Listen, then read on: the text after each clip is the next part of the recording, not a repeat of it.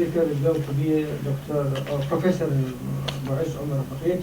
He is going to tell us about personalized medicine in the future, sustainable knowledge for human well-being. So welcome, Professor Moiz. First, I would like to thank the organizer for putting me a sandwich between two public health.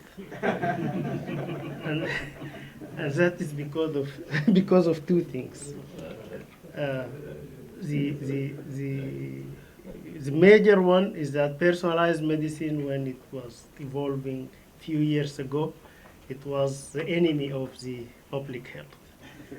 And now I have an evidence that personalized medicine needs public health to survive. So this is good sandwich. But I thank the organizer for inviting me, Professor Alam, and the Diaspora people. I tell you just simply about personalized medicine. You see, I have my keys. In the key, I have my stick, the USB. And most of the people, they always have USB with them. And everyone has a mobile phone. I'm sure no one here has no mobile phone. In very few years, everyone will carry his genome either on his stick or on his mobile phone before seeing a doctor. That is the future of medicine, which is coming. And now everyone is talking about genome, about prevention, about diagnosis, about treatment. And I will tell you, this is a new medicine. And remember, you have heard about it here in Diaspora. And I hope we will be able to adopt it because it's very, very sustainable and cost effective after we build the infrastructure about it. Actually, this has come, I don't see anything here and I don't see anything there. So I will speak just from my mind. If something wrong I say, and written here, take my word. After the human genome era, after sequencing the whole genome of the human being in 2001, there was a lot of advances in the genomics. The genomics means whole genome, while the gene means a part of the genome which encode special function or special identity or a protein or etc. And also proteomics, that is the proteins which are encoded by the genes. A lot of development has been evolved, and this became basis for clinical diagnosis, clinical management, and prevention. And the target of the personalized medicine is to treat people individually, because depending on their unique genetic setup, their environmental, where we meet with the public health, and the community they live on, this will affect a lot of diseases, evolving diseases. I always give example by multiple sclerosis, if you know تصلب المتعدد. When I was in Sweden for 20 years, I used to see 2-3 patients daily. When I went to the Gulf area, they didn't know what it is. Now, we in just a small Bahrain, we see new cases, 5-6 cases a week. So the prevalence become much higher than North Europe and North America. And this is also happening in Sudan and Sub-Sahara regions. Okay, so because of these changes in the environment affecting the immune system, affecting diseases, the cancers, the other immunologic, neurologic disorders, and based on this genetic setup, people try to tailor the treatment, taking all these variations. And the personalized medicine at the end will help in elimination of redundant of treatment. If you go to a doctor, he will give you a treatment. There are many different treatments. It may work. If it didn't work, he will give you another pills.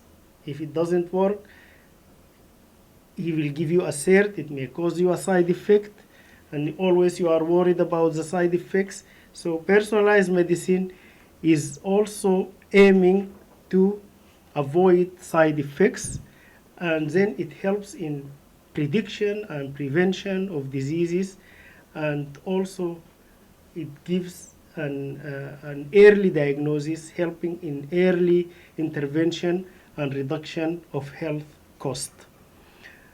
And after this genome, a new subject came. It's called pharmacogenomics. Pharmacogenomics is the interaction between the drug and the genome. You know, the drug will work on your body either via receptor or be taken through the cell membrane to the cell. And inside the cell, there are several signaling pathways.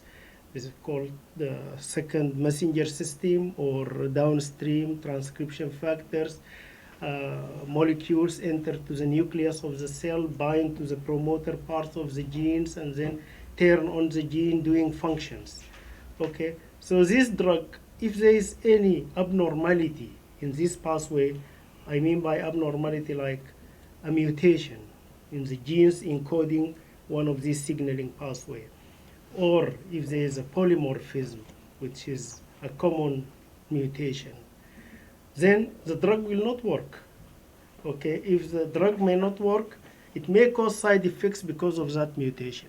So the idea is that of the pharmacogenomics is you look for abnormalities on the signaling pathways used by this drug, and if a patient has a mutation or polymorphism or changes in the sequence of the gene related to this drug, you don't give it. And this will be computerized. Now, when we prescribe a medicine in the clinic, immediately if I write Plavix for thinning the blood antiplatelets, then immediately it will tell me the system, this drug will interact with that drug. So this interaction, either red or green or yellow. So you don't give it, or you take the risk. Now this will be with the genome. And if the mutation is there, then you don't give the drug because it may not work or it may cause side effects. Okay? And in this way, by the way, personalized medicine has become a practice in hospitals. So even in UK, when they have the 1000 genome project, in Australia, in Canada, in the United States, they started the genome projects and the personalized medicine. And several new medications specifically for cancer. Now, 50% of cancers are treatable by drugs acting on certain signaling pathways. And FDA in the United States approved in the last year more than new drugs that 100% cured cancers. Yes, they are expensive because they are molecularly engineered, they are recombinant or developed in a specific way, not like chemicals, but they are targeting the gene mutations. Even now, if you do genetic test, you will tell me, okay, if you find I have this mutation, you will not help me with anything. No. In the last 2 months, 2 drugs were discovered for muscular disorders due to genetic mutation, for muscle dystrophy. Certain mutation can be treated by a drug which make correction on the gene or the RNA after the transcription of the gene. Or the new CRISPR technology for gene editing. You know, gene is letters. Now you can edit the letters by computer to correct it. A, T, G, C. You can correct it in a special technology using certain viruses, and you correct the gene in the patient. So you can treat genetic diseases, not like before. These are a lot of development happened in the area of the genomic medicine, which is the personalized medicine. So personalized medicine defined by different organizations, but the best one in my mind, is the definition of the European Union, where they say providing the right treatment to the right patient at the right dose at the right time. Okay, so that means you tailor the treatment, you give the patient the right medication. Okay, an example of that, for example, you don't see this, but now this is a company using genomic medicine in Spain, in Madrid. I use this company in patients with epilepsy. There are more than 50, 60 tablets for epilepsy. Which one you start? And sometimes you need to combine. Now, this company studied the pathways for these drugs. If you give one drug, like in that one, you give it to a population, hello? Okay. This Can you prescribe lifestyle interventions? So one will get benefit, two may not, three may get side effects, okay? But the way here, there are different drugs.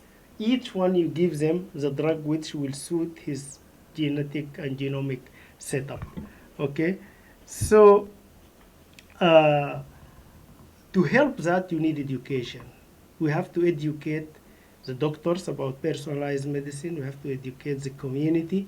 We have to educate the medical students and tell them what is personalized medicine, because this will be the practice.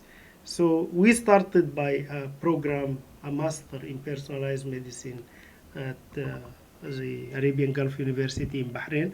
This is our mission. You cannot read it, but here time is over, so I will not read it. And then we started as infrastructure to have the Bahrain Genome Project to sequence the whole. One day, the Crown Prince came to our center, just without telling us.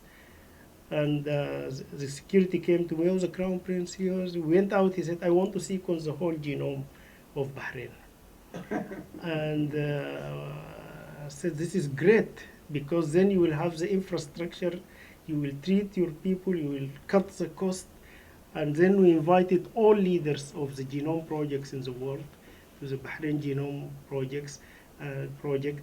And now it is with the council, the Higher Council of Health, which is higher than Ministry of Health, to give the final recommendation to start sequencing the Bahrain. I will tell you just a joke. Give me a few seconds, because he will sequence the whole Bahrain.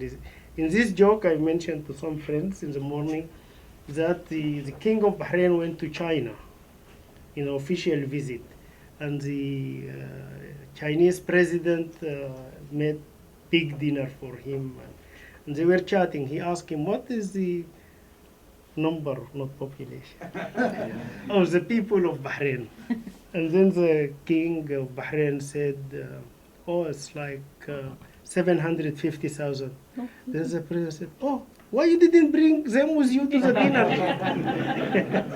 So it was easy to sequence. So my conclusion that the era of personalized medicine has clearly arrived, and that the personalized medicine is the future sustainable knowledge for human well-being. Thank you.